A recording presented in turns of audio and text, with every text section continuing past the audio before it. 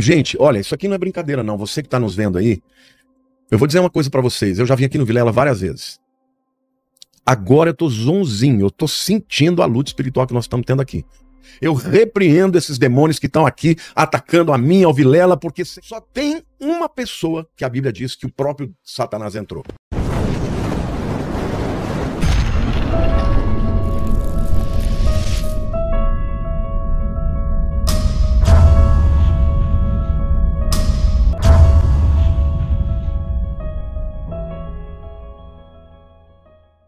Amados, hoje trago para vocês uma história que vai deixar vocês perplexos. Durante uma entrevista ao vivo no podcast de Rogério Vilela, o pastor Lamartine Pozzella foi surpreendido por um evento completamente inesperado. O que deveria ser uma conversa tranquila e reveladora se transformou algo em absolutamente perturbador. Em um momento de pura tensão, a entrevista foi abruptamente interrompida e o que parecia ser apenas uma conversa espiritual se tornou confronto com algo muito mais sombrio. O pastor Lamartine, em plena gravação, foi atacado por entidades malignas e o que aconteceu a seguir deixou todos presentes em choque. Neste vídeo, vamos explorar o que realmente aconteceu naquele momento assustador, o que levou o pastor Lamartine Pozzella a parar a entrevista e o que ele tem a dizer sobre esse tipo de manifestação espiritual. Então prepare-se para uma história que vai te surpreender e talvez te deixar refletindo sobre o que está além do nosso entendimento. Eu sou Ana Garcia e sejam muito bem-vindos aqui no canal Descobrindo. Não se esqueçam de deixarem seus likes para nos apoiar e também de se inscrever aqui no canal caso não for inscrito, tá bom? Não se esqueça de ativar o sininho das notificações para não perder nenhum conteúdo. E antes de eu compartilhar esse conteúdo, eu quero dar um recado bem importante para você que precisa urgentemente aumentar a sua renda financeira, mas já não sabe mais o que fazer. Eu quero te ajudar a ganhar entre 100 a 600 reais por dia trabalhando no conforto da sua casa e utilizando apenas o seu celular. Tá, eu quero te ajudar a ganhar essa plaquinha aqui, ó, tá vendo? Para você saber como esse trabalho funciona, eu deixei o link do meu WhatsApp aqui no primeiro comentário fixado deste vídeo. Terminou de assistir, clica e me chama, que eu vou te explicar tudo detalhadamente. Agora, vamos ao vídeo de hoje. Por exemplo, o dinheiro é uma coisa que atrai demais. O sexo, a beleza, a fama, todas essas áreas são áreas em que as potestades atuam. A televisão, a mídia, eles estão em todas essas áreas. Por quê? Porque qual é o propósito deles? É serem usados para que Satanás seja o senhor das pessoas. Lembrem-se, o que o diabo queria? Ele queria a adoração de todo mundo. Eu vou levar meu trono acima de Deus. Por que eu vou adorar a Deus? Porque eu vou ser o chefe da adoração, se eu posso trazer adoradores para mim. Então, as potestades atuam nestas áreas de influência, né, de encantamento, para que as pessoas se entreguem para os demônios. Por que tantos cantores de sucesso fizeram pacto com o demônio? Porque ele tem esse poder de dar essa fama? Muitos deles não sabem, mas muitos fizeram pacto em troca dessa fama. Como assim não sabem? Fizeram pacto sem saber? Tem gente que começa a, vamos dizer assim, a servir a Satanás, a acreditar nas suas mentiras, usar dos seus meios, nas suas feitiçarias, mas não sabem que quem está lá é o diabo. Entendi. Mas tem gente que não, que faz pacto de sangue, que vai lá para as encruzilhadas. Sabe fala, exatamente. Me dê. Eu já orei por uma pessoa que ela veio até a mim, ela estava na igreja, entrou na igreja dizendo que estava lá para atrapalhar, depois, né, que ela foi liberta, mas quando eu fui orar por ela, o demônio se manifestou, e no fim ela falou assim, olha, eu não tenho jeito, porque eu fiz pacto de sangue com Satanás. Nossa. Eu não tenho mais como ser livre disso. Ela achava que tinha perdido a alma e ela tinha perdido, que não tinha perdido mesmo. Não, o sangue de Jesus é mais poderoso, velho. Eu falei, você está enganado, não tem nada que Jesus não possa quebrar. Não tem um sangue mais poderoso do que o de Jesus. Você ofereceu o seu pro diabo, mas eu quero dizer que Jesus ofereceu o dele para você. E aí no final ela falou, então tem jeito para mim? Sim. Aí ela falou, então ora por mim, me ajuda. Quando eu fui orar para ela começar a confessar Jesus e renunciar aos pactos, o demônio veio com tudo, ela falando grosso, querendo, entendeu? E eu falei, você vai sair, você não vai sair porque não é no meu poder, não é na minha força, mas é no nome do Senhor dos Exércitos, é em nome de Jesus, sai demônio. Ela saiu. O demônio saiu e ela entregou a vida para Cristo. Então, assim, alguns cedem a esse encantamento sem saber. Outros cedem sabendo que ele vai dar em troca. E essas exousias ou potestades significam isso, esses seres poderosos que atuam na mente das pessoas com encantamento, com engano e tudo mais. Tem alguma pergunta para fazer desse? Tem alguma coisa por enquanto aí, Helene, pra gente seguir aqui? Eu separei umas perguntinhas aqui, rapidinho. Ó, tem uma pergunta aqui que foi bem interessante, que é do Noel Sobrinho. Não é o papai? Ele fala assim, ó, não é o papai. Você entendeu, Helene? Aqui quando você falou, Noel, papai, eu demorou um pouquinho. Tá ao contrário, né? Papai, Noel. Inverteu a ordem, eu já me perco. Tá. Ó, o Noel, ele tá falando aqui o seguinte, quando Jesus expulsou a legião do Gadareno, e eles pedem para serem mandados aos porcos para se matarem, os demônios queriam experimentar a morte física, ou eles anseiam ou têm inveja do homem a esse ponto? É medo do abismo, não é? É Noel, né? Noel. Uma muito boa pergunta dele. Noel é o seguinte. Dá o contexto, né, pra quem não conhece esse O trecho. contexto é o seguinte, Jesus, o contexto até anterior é interessante. Jesus sai de Cafarnaum, que está no norte do Mar da Galileia, e vai para o sudeste do Mar da Galileia, onde está a cidade de Gadara. A cidade de Gadara não era uma cidade dentro do território de Israel, era uma cidade já, uma das Decápolis, das 10 cidades gregas que tinham naquela região. Ali tinha um endemoniado que assustava todo mundo. Ele ficava nas tumbas, no cemitério, e todo mundo que passava, ele ficava arrastando corrente, ele rasgava, rompia as coisas, batia nas pessoas, machucava as pessoas, e todo mundo tinha medo dele. Jesus, a Bíblia diz que Jesus vai para o outro lado do lago, ele diz, vamos passar para o outro lado. E de repente, acontece um grande temporal. Foi um temporal tão grande, mas tão grande, que o barco ia afundar, porque as ondas estavam entrando e Jesus dormindo. E aí os discípulos acordaram, Jesus falou, Senhor, não se importa que nós vamos morrer? E Jesus vem e repreende a tempestade. Aí eles, uau, quem é esse? Que até os ventos obedecem, até as ondas do mar obedecem. Só interrompendo um pouco, eu queria ser um observador dessas cenas. Imagina o impacto disso. Eu queria Não ser, é? eu já falei muitas vezes, Você tá vendo eu isso? queria ser uma mosquinha. É, só pra ver a presença desse ser do extraordinária, né? Devia ser, devia ser uma coisa de... Mas por que houve aquela tempestade? Aquela tempestade, a própria Bíblia diz que não foi uma coisa normal. Era Era- sobrenatural. Era demônios. Eles podem causar Porque uma o livro de tempestade? Hebreus diz, aquele que faz dos seus anjos ventos e tempestade. Os anjos, eles são seres espirituais que atuam na natureza. Eles podem interferir na natureza, fazendo tempestades. Entendi. Os demônios também não perderam essa habilidade. Então eles tentaram impedir Jesus chegar em Gadara. Quando Jesus chega em Gadara, esse camarada olha para Jesus, O endemoniado? o endemoniado, e falou, filho de Deus, vieste me atormentar antes da hora? Por que antes da hora? Porque ele sabe que no final... No julgamento No final. julgamento eles estão ferrados. Não é que eles queriam experimentar a morte física. Embora a pergunta seja muito inteligente, eles não queriam ser lançados no abismo. Eles pediram, não nos lance antes da hora no abismo. Esse era o medo deles. E aí eles falaram, olha, tem uma manada de porcos ali, deixa a gente entrar. E Jesus falou, vai. E os porcos foram mortos, e eles... Mas foram mortos por interferência deles? Não, porque eu já estive lá em Gadara. É a única região, a gente sabe que é Gadara, aquele lugar, exatamente aquele lugar, porque é o único lugar de todo o lago que tem um monte. E a Bíblia diz que eles subiram nesse monte, eles estavam nesse monte e se precipitaram no abismo. Caíram lá embaixo. Mas por que você acha? Porque os demônios levaram eles, Jesus mandou ele... Quando os porcos morrem, o que acontece com esses espíritos? Eles voltam a ficar livres, mas o que eles não queriam é que Jesus os mandasse pro abismo. E aí eles ficariam em cadeias até o final. Eles não queriam, eles queriam continuar livres aqui para atuar. Pelo mundo. Mas naquele momento a gente vê a autoridade de Jesus, vê o propósito de Jesus, porque ele diz, passemos para o outro lado, e eles passaram. Os discípulos acharam que iam morrer, não morreram. Jesus mandou a tempestade, parou, ela parou. Chegou lá o endemoniado, primeiro, a Bíblia diz que ele reconheceu. Ele olhou para Jesus, ele sabia que Jesus era o Filho de Deus. Filho de Deus, porque vieste nos importunar antes da hora.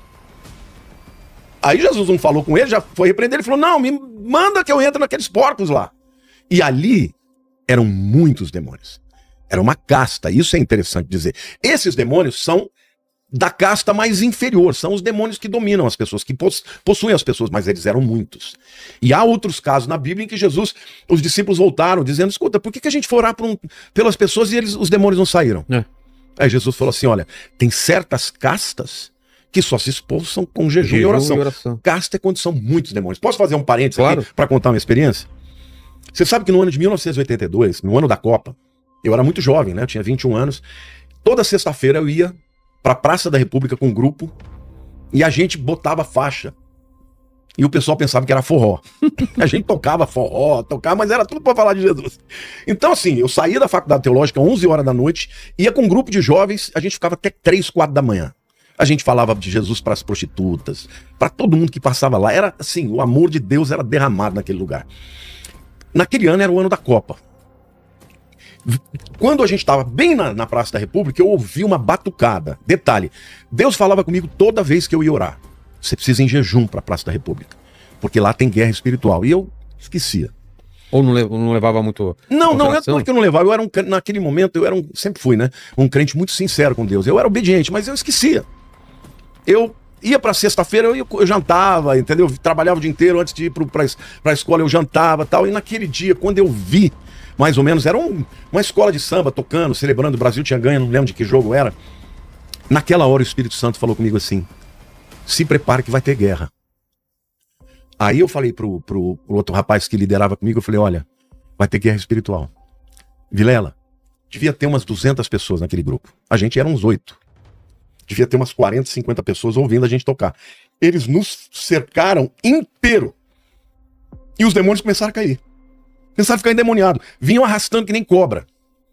Naquela hora, meu irmão, uma pessoa chegou diante de mim e voou para cima do meu pescoço. Quando ele ia tocar em mim, eu falei: em nome de Jesus, não me toca. Aí ele ficou aqui, rosnando e querendo me esganar sem poder tocar.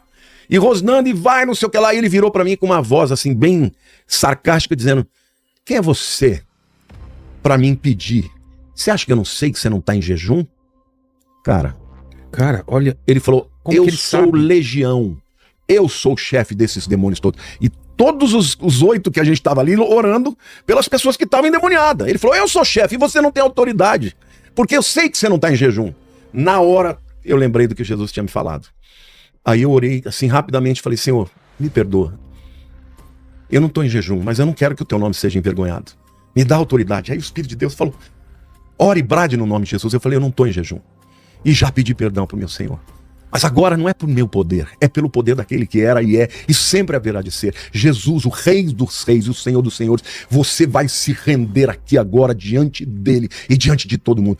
Vilela, na mesma hora, o camarada caiu, foi liberto e todos os outros endemoniados ficaram livres. Todos. E naquela hora eu peguei o microfone e já comecei a louvar e falei: olha, vocês acabaram de ver aqui uma guerra entre 2 reinos. Entre o mundo espiritual das trevas e o reino de Deus. Vocês viram como essas pessoas estavam possessas, endemoniadas. E hoje, vocês têm a opção de entregar a vida para Cristo. Todos os 40, 50 que estavam lá, que foram para nos assistir, foram na frente de joelho. Foi um momento glorioso. Mas o que eu contei isso? Por que eu contei essa história? Porque ali era uma casta, igual nessa história do endemoniado gadareno. Então, a guerra espiritual acontece, existem demônios de classe diferentes, mas, por exemplo, um principado não entra numa pessoa. Não? Não. Um principado, ele não atua com pessoas, ele atua na potestade do ar, nas regiões celestiais, com influência e com encantamento, com espírito de engano. Só tem uma pessoa que a Bíblia diz que o próprio Satanás entrou: Judas. A Bíblia diz que Satanás entrou no coração de Judas para ele sair dali e vender Jesus por 30 moedas de prata. A Bíblia diz que uma última pessoa vai ser possuída pelo diabo, que é o anticristo. Por isso que tem até gente que afirma que o anticristo é o Judas que vai ressuscitar. Ah, é? Eu não acredito nisso. Não. Mas tem gente que diz que é, porque ele, do mesmo jeito que Satanás entrou em Judas, vai entrar no anticristo. Mas assim, a guerra espiritual é uma coisa real. Agora, existem demônios que eles atuam na tua mente. Você, por exemplo, nunca teve nenhuma sensação em algum momento da tua vida que você tá louco? Sim, um pensamento estranho, né? Que não parece seu. Intrusivo, né? Você tá louco, você tá...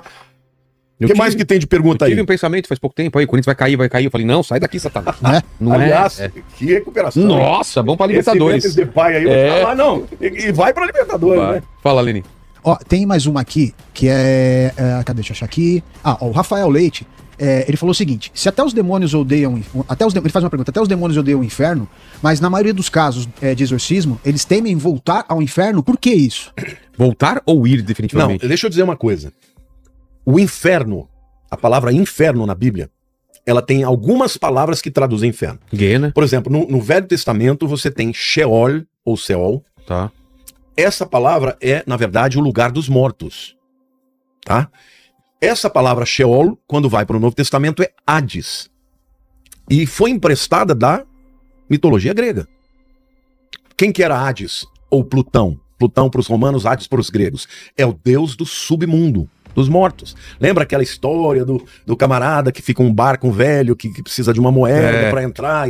Então, ali é o reino do Hades, dos irmãos, né, que dominaram, né, que mataram o Cronos, o pai, ficaram, no caso, o Zeus é o deus do Olimpo, né, o Poseidon do mar, né? E o Plutão, ou o Hades, é o do submundo. A Bíblia foi escrita em grego no Novo Testamento. Então, quando fala do mundo dos mortos, está usando a palavra Hades. Esse lugar não é o lugar dos demônios, esse é o lugar dos mortos. Embora demônios tenham acesso a lá. Só os perdidos que estão lá, tá? Os que vão para o juízo final e que vão para o inferno. Hoje, no Antigo Testamento, havia uma separação. No Sheol, ou no Hades, tinha um abismo de um lado, os salvos, do outro lado, os perdidos. Depois que Jesus ressuscitou, os salvos estão no terceiro céu e os perdidos estão no Hades. Agora, tem uma outra palavra que traduz inferno, que é o Geena. Que a tradução de Geena é o lago de fogo. Este é o inferno definitivo, não tem ninguém lá. Hoje ele já existe, mas não tem ninguém. Nenhum demônio, não tem nem Satanás, nem ninguém. Agora, essa história de que os demônios, quando são expulsos, querem voltar para lá, isso não está na Bíblia. Na Bíblia, eles não querem ir para lá. Tanto é que os demônios gadarenos falaram, por favor, não nos mande para o abismo antes da hora. Entendeu? Agora, o inferno, essa palavra inferno, muitas vezes ela não é bem traduzida. Porque se a gente pensar no inferno como a morada final do diabo, dos perdidos e também de Lúcifer, de todos, isso só vai acontecer no final de tudo, depois do juízo final. Entendeu? Hoje, o que você tem é o lugar dos mortos, que é o Sheol ou o Hades. Tem mais uma aqui, que é do Anderson Martins. Ele fala aqui, o que eu me questiono é o seguinte, se Lúcifer caiu, será que os que ficaram não podem fazer a mesma coisa? Como os assim? anjos? Também se revelar, né? Então, né? Não aconteceu mais nada depois. Veja, do ponto de vista filosófico, poderia acontecer. Só que pensa assim, antes que acontecesse, ninguém sabia o resultado. Ninguém sabia o resultado. E eles todos viram o resultado. Viram como ele foi despido da sua glória. Ele foi arrancado da sua posição. Então, eu acho que os anjos que permaneceram jamais farão. A Bíblia não dá nenhuma possibilidade de a gente interpretar que eles possam fazer isso. Mas não dá para você afirmar categoricamente que eles não podem fazer. Eles não farão, mas você não fazer não significa que você não possa. Entendeu? Tem mais uma, pode fazer, não? Pode, eu vou ao banheiro. Tá bom. O Renan Campos, ele falou o seguinte aqui, eu tive uma experiência mística no caminho de Santiago. Comente sobre os anjos da guarda. Bom, os anjos da guarda existem. A Bíblia diz, o anjo do Senhor acampa ao redor dos que o temem e os livra. É claro isso, que na Bíblia existem vários textos que mostram que os anjos realmente existem para ministrar aqueles que são os filhos de Deus. Então, o anjo da guarda, ele acompanha a vida da pessoa. Eu acredito desde que nasce. Acompanha, protege, guarda. Agora, a força da atuação do anjo depende do nosso coração em relação a Deus. Por quê? Porque se você é um indivíduo que o tempo inteiro está dando lugar pro diabo, o tempo inteiro está fazendo coisas erradas, vai chegar uma hora que o teu anjo não vai poder te proteger. Por quê? Porque você está dando brechas. A Bíblia diz, não deis lugar ao diabo. Nós, com as nossas atitudes, nós podemos dar lugar ao diabo. Com as nossas palavras, com as nossas atitudes, com as intenções. Agora, eu acredito firmemente que um dia nós vamos chegar na presença de Deus e a gente vai saber dos livramentos. Nós vamos saber. Por exemplo, eu tive uma experiência, Lene, eu era recém-convertido. E quando eu me converti, eu tinha muito discernimento espiritual. Muito. Eu não sei por que razão, toda vez que eu chegava perto de uma pessoa que estava possessa, a pessoa ficava endemoniada. Toda vez. Eu tinha até uma namorada em Ibitinga e um dia ela me levou num lugar lá, eu cheguei lá, a pessoa, pum, caiu endemoniada. Sem eu falar nada. E eu comecei a achar que eu era o cara. Aí eu comecei a brincar. Demônio eu tato na base da porrada, dou chute no traseiro. Eu achava que, embora eu soubesse que o poder não era meu, eu tinha a sensação que eu era o cara pros demônios. E aí, de repente, eu comecei a enfrentar, durante umas 2 semanas, eu ia dormir, eu começava a ver coisas. Eu via, sabe essas coisas que você tem aqui no seu estúdio, psicodélica, cheio de cores? Eu via muitas cores. Eu via muitas coisas. Acordado ainda. De olho aberto. Sentia cheiro de enxofre. Nossa. E aí comecei a ouvir uma voz. Que a gente sente só quando vem um mandíbula aqui, né? É verdade. Quem o Paquito também às vezes. Trabalha aqui com a gente. O Paquito às vezes também. Paquito também. E aí, eu comecei a ouvir coisas. Você blasfemou, porque começou a vir um monte de xingamentos. Eu pensava em Deus, vinham xingamentos. Eram pensamentos intrusivos. E eles começaram a falar, se mata, se mata, se mata, não tem mais chance, você perdeu a salvação, blasfemou contra o Espírito. E falava, e eu lutava, Um dia eu subi na janela, no 10º andar eu morava, e eu falei, eu vou me matar. E naquela hora eu senti a presença de anjos atrás de mim me puxando. E a voz do Espírito de Deus disse, não faça isso. E quando eu voltei, eu me prostrei, chorei muito. Falei, Deus, eu não estou aguentando porque eu não consigo dormir. Eu ia trabalhar, aqueles pensamentos eram o dia inteiro. Eu não podia pensar em Deus, porque se eu pensasse em Deus, vinha um monte de palavrões. E aí eu falei, Deus, eu não vou aguentar mais viver desse jeito, até quando você não vai me libertar? Um dia tocou o telefone, era o meu irmão. Ele morava em Belo Horizonte, ele disse, Lamartine, Deus me mandou orar com você. Ele me mandou dizer que você é uma pessoa muito querida por ele, que ele vai fazer grandes coisas na tua vida. Só que toma cuidado. Nunca acredite que esse poder é seu. Porque senão você não vai sucumbir, você vai sucumbir diante dos demônios. Você não vai suportar. E quando ele foi falando isso, eu fui sentindo a presença de Deus e eu fui chorando. Na época eu nem contei para ele, muitos anos depois eu contei. Depois que eu fui limpo daquilo, eu nunca mais tive nenhum pensamento, nem aquilo. Mas eu sempre passei a dizer, eu tenho autoridade sobre Satanás, mas não é no meu poder, é no poder do meu Senhor. Então, os anjos, naquela hora eu senti claramente como se eles estivessem me puxando para trás. Porque se eu tivesse me lançado ali, eu teria feito o que ele queria, né? Então, os demônios, eles atuam de maneira poderosa. Agora, voltando para a nossa lista aqui, né? Principados são territorialistas, tá? Potestades são espíritos que atuam em áreas específicas. Aquela coisa que eu disse, de um lado, o dom redentivo de Deus, né? Do outro lado, a potestade vem para te levar para o antagonismo daquilo que Deus te criou para ser. Os dominadores deste mundo tenebroso são o que naquela lista lá eram os domínios, as dominações. No grego é cosmocrata. Cosmocrator significa príncipe desta era. Aqui eu vejo como espíritos que atuam em eras diferentes. Por exemplo, você já ouviu falar do Zeitgeist? Claro. O espírito do tempo? Espírito do tempo. É o espírito que domina o tempo. Qual que é o espírito que domina esse tempo? Do engano, da mentira, Da vaidade. da vaidade, da ansiedade, da depressão. O que marca esse tempo é isso. As pessoas querendo, né, ser likes e tudo, essa vaidade enorme. Esse é o espírito desse tempo. Estes dominadores desse mundo tenebroso são esses espíritos que atuam na era. No próprio dicionário grego diz assim, Senhor do mundo, príncipe desta era.